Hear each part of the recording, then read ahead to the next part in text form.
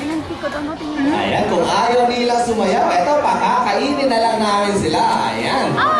Tignan po ninyo mga kaibigan kung paano po namin pinapakain ang aming mga crocodiles. And those are saltwater crocodile with its scientific name, Crocodylus polosus. Ayan, talking about saltwater crocodile mga kaibigan, they are the largest living reptile in the world. And considered as man-eating crocodile. Ayan, kaya wala pong pumapasok dito. Bibihira lang po dahil ako malamang baka makain nila sa sobrang dami nila. Ayan. Meron po tayong 32 head saltwater crocodile na nag-aantay. Ayan, at syempre pa ako, they are opportunistic apex predator na nasabi ko kanina. At syempre pa mga kaibigan, crocodiles are nocturnal. Ibig sabihin nun, they are active only during nighttime. Ayan, at kung napapansin po natin, yung pant po natin mga kaibigan, akala rin po natin mababaw, pero it's 10 feet deep mga kaibigan, napakalalim po niyan. Ayan, at syempre pa, bulag po sila underwater. Hindi po sila nakakita, ang ginagamit po nila ay yung kanilang pandinig. Their tympanic membrane are covered by inflant flaps, enabling them to hear pretty well kapag underwater po sila. Ayan, napaka-unique po nila. At syempre pa, crocodile skin is highly valued for suitcases, belts, leather bags, sandals, and a lot more. And also the extra from its muscle glands are also used in manufacturing perfumes and as well as medicines. And that's how valuable crocodile is. Ayan, ako, eto na, tapos na ang ating crocodile feeding. Ayan, moving on to the 6th part of our show mga kaibigan. Tightrope walking na po tayo. DJR, Kuya Kid, let's get it on!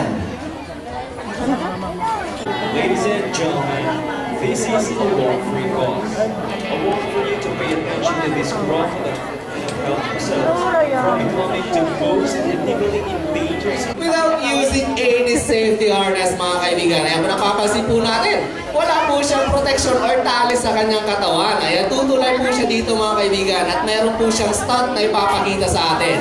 Ayan, ako makakasama po natin first entry, ang napakapogi, si Kuya Reggie. Ayan, paano pa ka naman dyan? Ayan, wow, Kuya Reggie, smile naman dyan Kuya Reggie. Ayan, galingan mo. Sisimulan din, ha? Pagkakasal, ginagawa po natin ito tuwing linggo. Ayan, nakalawa mga kaibigan, habang nasa luwe. Ayan, napakagaling. Si Kuya Reggie, ayan, natin kalimutan. Ayan, ako, Kuya Reggie, ingat-ingat ka lang. Ayan, dahil parang po ang lahi ninyo. Ayan, sabi na kaya nasabi ko kanina, ako, they are opportunistic apex predator na ko. At nahulog po siya dyan. Ang dami po nila, 32 heads po, nag-aantay sa kanya. Eh, huwag naman po sana mangyari yun. Eh, huwag po kayo makaya, just in case nahulog po si Kuya Reggie.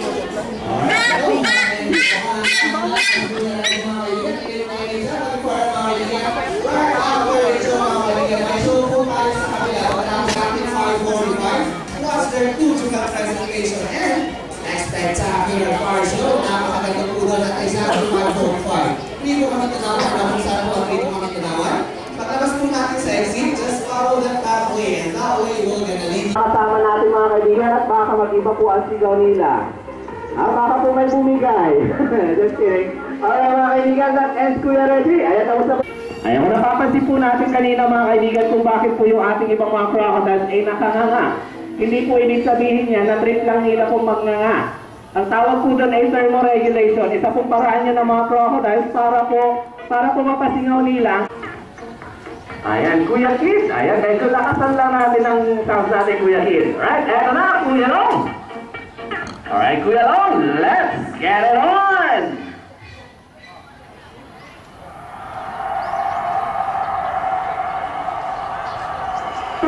Matiwaga yan. Ayan na. Kung si Kuya Rami, ayan, kaya-kaya nakadikwato o nakaluhulabang natalungit. Okay, parang pa ka naman dyan.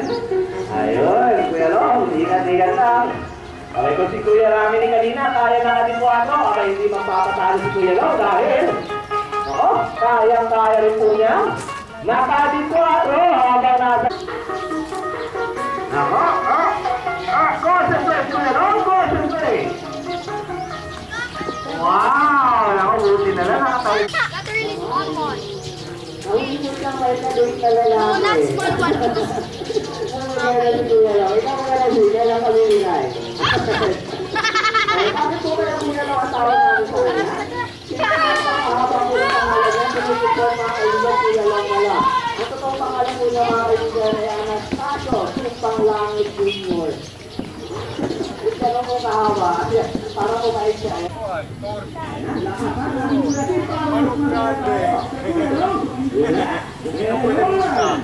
Manok dako.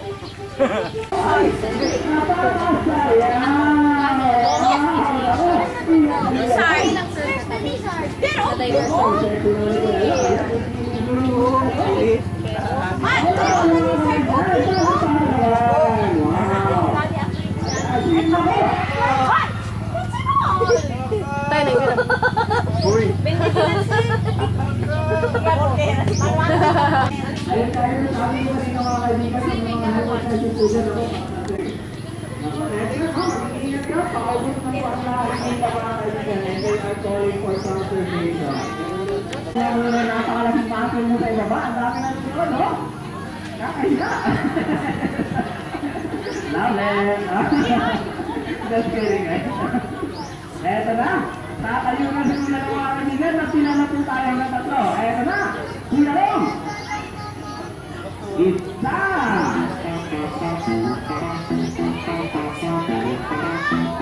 Dalawa! Po nila ay ari sa nube. Inuupuan po niya ay nube.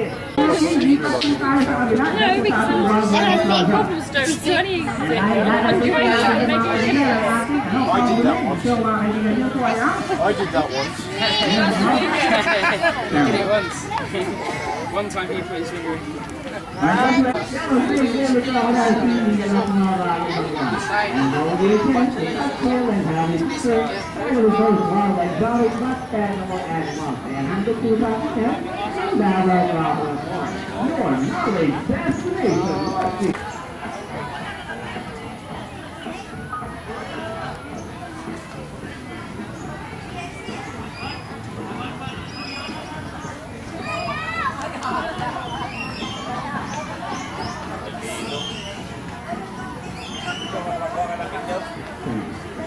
Okay, mga sikong sa lang po ng left arena.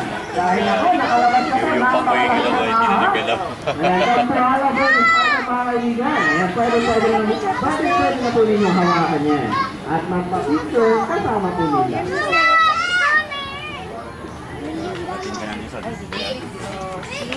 Mahawak na ako niyan. At mga Timor, para may pang-Facebook. Kasama po ang ating mga well-settable animal. Alright, now we're going to start. We'd like to please do not hurt. And of course, I want you to guys do that. Guys, please do not drop all your garbage properly. Just this week. And you're under from Davao Crocodile Park. Every Tuesday, mga kaibigan, free entrance po kayo dito. Ayan, balik po kayo dito sa Tuesday, free entrance po. Free entrance po mga kaibigan ang senior citizen. Every Tuesday. And every Tuesday,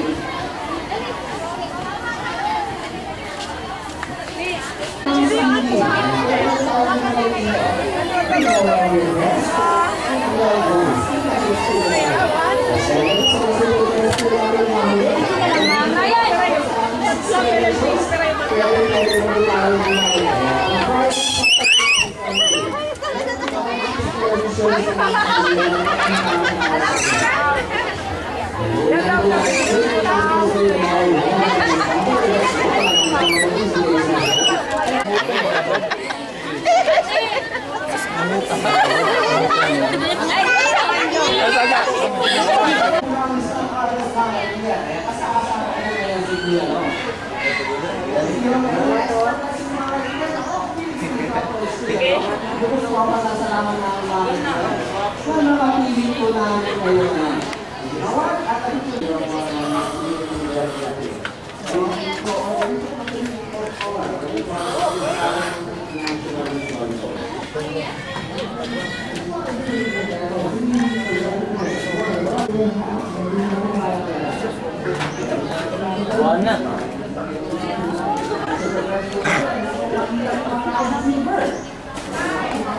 Masugod. Philippine monkey. Australia Seagram, ang ito tagpila.